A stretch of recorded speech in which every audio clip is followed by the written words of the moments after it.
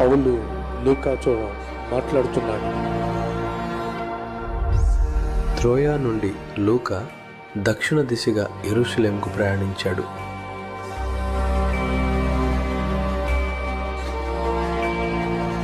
అక్కడ యేసు సోదరుడు యాకోబును మరియు పెద్దలను కలిశాడు. వారు అతని గురించి ఒక జ్ఞాపకంగా కాకుండా ఇప్పటికీ వారి మధ్య నడుస్తున్నట్టుగా మాట్లాడారు. లూకా ప్రతి మాటను, ప్రతి సాక్ష్యాన్ని, ప్రతి జ్ఞాపకాన్ని సేకరించాడు.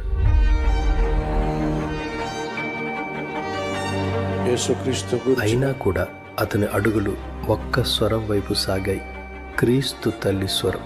కాబట్టి తన సత్యాన్వేషణలో లూకా యెరూషలేము నుండి 1300 కిలోమీటర్ల దూరంలో ఉన్న ఎఫెసీకి సముద్రాలను దాటి చేరుకున్నాడు.